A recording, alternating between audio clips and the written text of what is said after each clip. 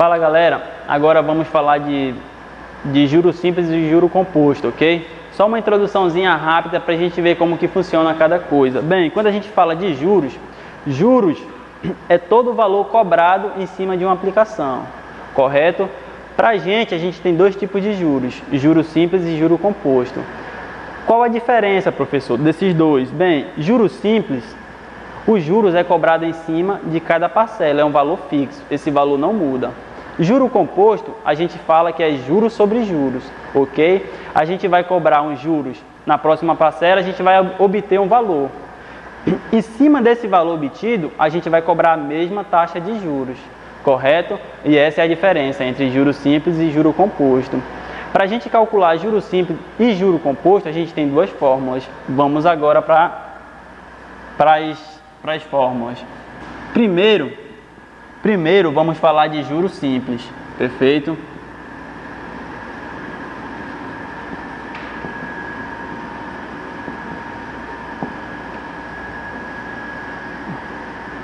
Juros simples, perfeito. Juros simples, a gente tem a seguinte fórmula. Primeiro, a fórmula que é de muita importância. Juros é igual a o capital vezes a taxa vezes o tempo. Vezes o tempo. Essa é a fórmula para calcular o nosso juros. E a gente tem uma fórmula também para calcular quem? O montante, que é igual a o capital mais quem? Mais os juros. E esse é o cálculo do meu montante. Perfeito. Agora vamos entender o que é cada uma dessas variáveis. A gente sabe que o J representa o que? Juros. E a gente já sabe o que é juros. Esse C representa quem? O capital. O capital sempre vai ser um valor aplicado ou um empréstimo que você pega com alguma aplicação financeira, correto? A taxa vai ser quem, professor? A taxa é sempre o valor que ele vai cobrar em cima de quem, professor? Do capital aplicado, correto? E o tempo vai ser o tempo de pagamento, ou pode ser também o período de pagamento. Perfeito? Bem, conhecendo isso, a gente vem para o montante. Falou de montante, você tem que saber que é todo o valor. É o capital aplicado mais os juros. Quando você fizer isso, você encontra quem? O montante, certo? Uma observação importante para essa fórmula de juros. Observação. Sempre, galerinha, sempre, sem exceção, tá? A taxa e o teu tempo tem que o quê? Tem que concordar. Como assim, professor? Às vezes o cara vai te dar a taxa ao ano. E ele pode vir aqui, ó, o teu tempo te dá o quê? Ao mês. Tu tem que fazer o quê, professor? Normalizar. Ou tu transforma esse cara para mês, ou tu transforma o quê? Esse cara para ano. Certo? Outra observaçãozinha aqui, só anotar a observação. A taxa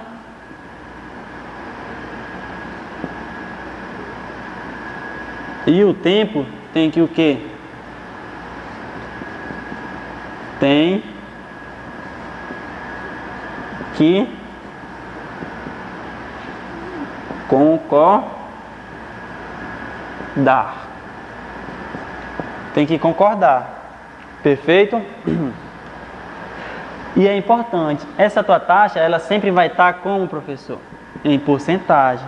Só que quando tu for substituir a taxa aqui, tu tem que transformar essa taxa de porcentagem para um número decimal. Ou tu pode transformar para a fração, um número sobre 100, que é o que representa a nossa porcentagem. Olha para cá, ó. Como que eu represento uma taxa de 15%? Uma taxa muito alta, tá bom? Porcentagem é uma fração da seguinte forma: 15 por quem? Por 100. E 100 só pode ser quem? 100. Perfeito? Aí sim, quando tu fizer essa transformação, tu pode fazer o quê? Substituir na taxa. Agora vamos fazer uma questão para a gente ver como que funciona na prática. Num balancete de uma empresa, consta que certo capital foi aplicado a uma taxa de 30% ao ano, durante 8 meses, rendendo a juros simples no valor de R$ 192. O capital aplicado foi de uma questão de juros simples muito interessante, porque ele não está te dando o capital aplicado, mas ele te deu quem? Ele te deu os juros. Ele te falou o seguinte: ele te deu o capital aplicado? Não. Se ele não deu, a gente simboliza pela variável x. Ele te falou que a tua taxa é o que? 30% ao ano. E ele te falou mais que o teu tempo é o que? 8 meses. Ano e meses não estão concordando. O que a gente tem que fazer? Normalizar, transformar para a mesma unidade de tempo. Perfeito? A gente sabe que 8 meses é a mesma coisa que 2/3 de ano. Por quê? A gente monta uma regra de 3 simples. A gente vai perceber que toda vez que tu for transformar de meses para ano, é só tu dividir por quem? Por 12. Feito isso, a tua transformação está ok, certo? Agora sim, a gente pode substituir. Só que a taxa, tu não pode substituir ela em porcentagem. Só pode substituir ela em forma de uma razão centesimal, certo? 30/100. Agora sim, tu pode substituir. E ele está te falando também o valor do juros. Agora vamos substituir esses caras. Na tua questão, ele te falou que é juros simples. Então, a fórmula que tu vai usar é juros simples é igual a quem, pessoal? CIT, tá? Capital, taxa e tempo. Substituindo, ele te deu que os juros é 192. O teu capital é X. A tua taxa é 30/100. E o teu tempo é 2/3. Perfeito? Tudo normalizado, bonitinho. Vamos efetuar os cálculos. 0 em cima, 0 embaixo, simplifica. Multiplicação de fração, professor. Multiplica o numerador e multiplica o denominador. Quando tu multiplicar 3 vezes 2, 6. 10 vezes 3, 30. Agora sim, tu quer encontrar quem? O X. Esse cara está dividindo, ele vem para o outro lado o quê? Multiplicando. Esse cara ficou multiplicando, ele passa para o outro lado o quê, professor? Dividindo. Eu só inverti as coisas, tá certo? Mas é a mesma coisa. Simplificando, 30 por 6 dá o quê? 5. 192 vezes 5 é o que, professor? R$ 960. E esse valor é o valor de quem, galerinha? Do capital aplicado. Compreenderam, meus amores? Muito bem, vamos para a próxima questão. Agora vamos falar de juro composto. Uma rápida introdução, tá certo? Como eu falei para vocês, juro composto é juro em cima de juros. E a fórmula que a gente usa para calcular juro composto é essa aqui, ó. Onde M é quem, professor? É o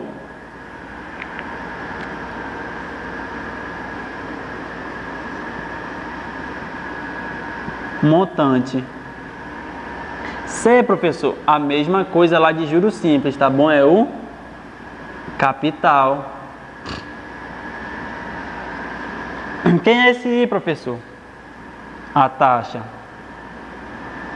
E o T só pode ser quem? O tempo. Vou anotar a mesma observação para você não esquecer, tá ok? Sempre a taxa e o tempo tem que o quê? Tem que concordar. Sempre a taxa e o tempo tem que concordar.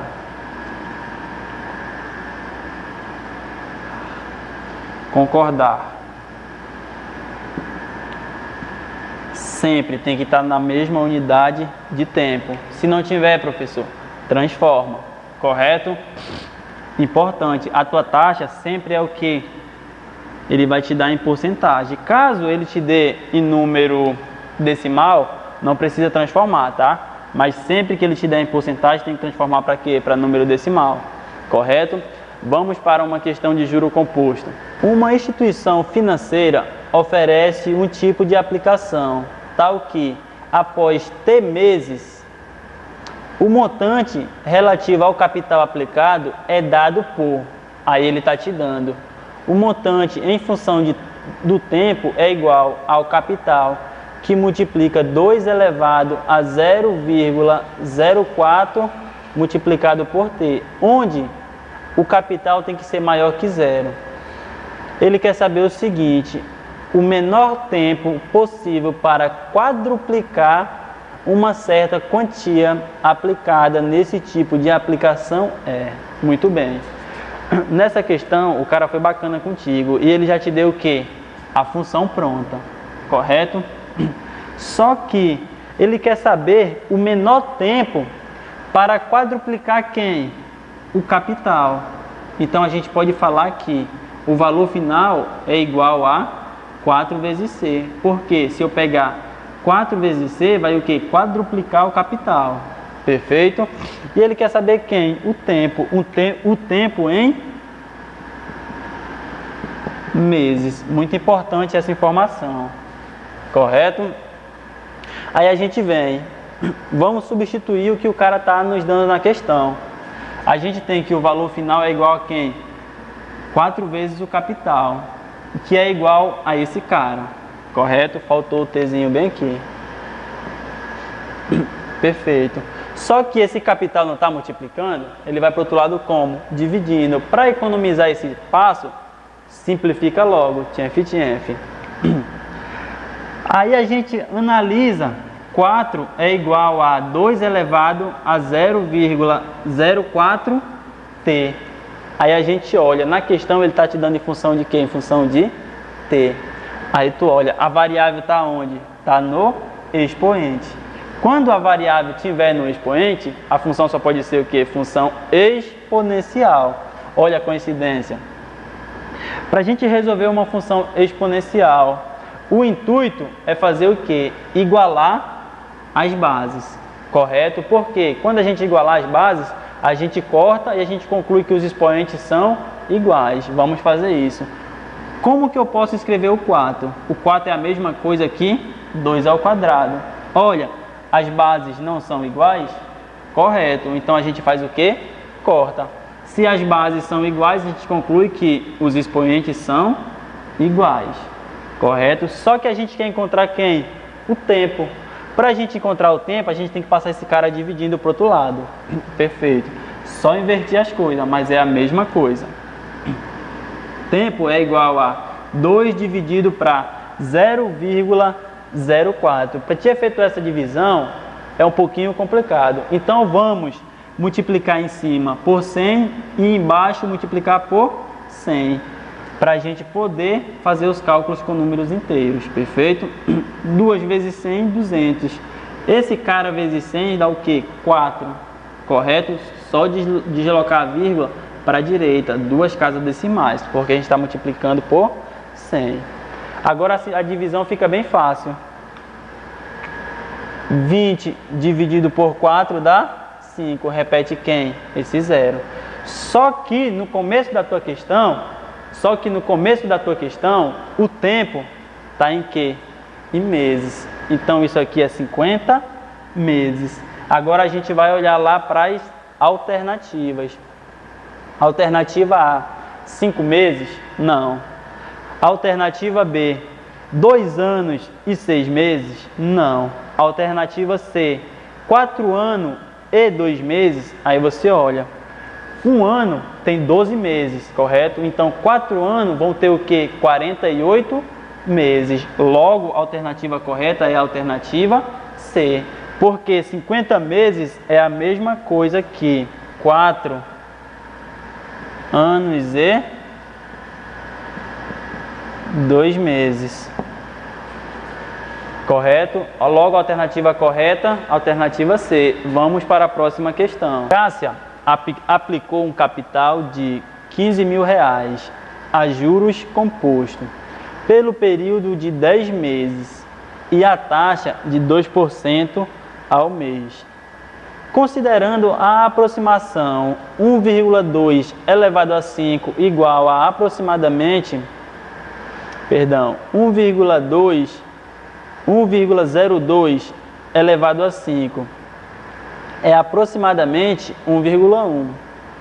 Cássia computou o valor aproximado do montante a ser recebido no final da aplicação. Esse valor é, muito bem, uma típica questão de juro composto, correto? Onde o cara está te dando o capital, ele está te dando a taxa, ele está te dando o tempo. Aí tu olha, meses e 2% ao mês. Precisa transformar alguma coisa? Não, tranquilo, o cara foi bacana nessa questão contigo.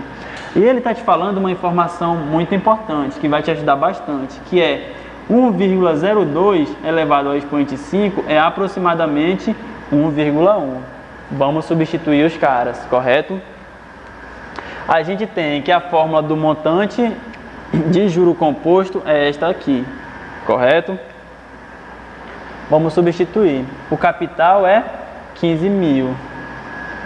1 da fórmula mais 2 sobre 100, que é quem, professor? A nossa taxa, que é a mesma coisa que 2%. Elevado a quanto? A 10, porque 10 é o tempo. Agora sim, professor, vamos lá, vamos simplificar esse cara aqui para ficar mais fácil. Por quê? Primeiro a gente resolve quem em uma expressão matemática? Os parênteses. Os parênteses. Perfeito. Soma de fração, é como se tivesse um aqui embaixo, ó. Sempre que esse cara for um aqui embaixo, tu faz direto, ó. Multiplica e o que? E soma, correto? 100 vezes 1, 100. 100 mais 2, 102. E tu vai repetir quem, professor? O denominador, correto?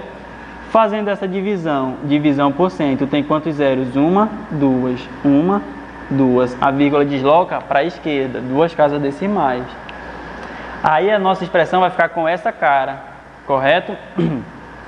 A gente tem o seguinte, quando chegar aqui, galerinha, a gente lembra da informação que a questão te deu, que 1,2 elevado a 5 é aproximadamente quem? 1,1. Por quê, professor? Porque para te fazer esse cara aqui, ó, fica um pouquinho complicado. Tu repetir ele 10 vezes e multiplicar, vai dar um pouco de trabalho. Mas como eu vou fazer para eu chegar nesse cara aqui, ó? A gente usa uma propriedade de potência, certo? Onde essa propriedade de potência fala o seguinte: dois números com bases iguais multiplicado, o que a gente faz? Conserva a base e soma quem, professor? Os expoentes. Nesse caso aqui, ó, eu vou colocar como sendo 5, para ficar mais fácil. Conserva a base e some quem? Os expoentes. A elevado a quem? 5 mais 5, que é igual a 10. Nesse caso, tu tem que sair desse cara e chegar... Tu tem que sair desse cara e chegar a quem? Aqui, correto? Onde? 1,02 elevado a 10 é a mesma coisa que 1,02 elevado a 5 vezes 1,02 elevado a 5. O cara foi bacana contigo, ele te deu o valor aproximado, que é aproximadamente 1,1. Vamos substituir. 1,1 substituímos, correto? Isso, todos esses passos a gente leva o capital junto, perfeito? Agora, só multiplicação. 15 mil que multiplica 1,1 vezes 1,1. Eu simplifiquei aqui, ó, 2 zeros e andei com essa vírgula uma casa e com essa vírgula outra casa. Posso fazer isso, professor? Posso, sem problema, tá? Aí ficou o seguinte, 150 vezes 11 vezes o quê? Vezes 11, que é igual a 150 vezes quem? 11 vezes 11 dá o que? Sem pensar, 121, correto? Fazendo essa multiplicação, o nosso montante só pode ser R$18.150. Logo, a alternativa correta é letra B. Então, galerinha, a gente termina por aqui. Vamos para o próximo vídeo, ok?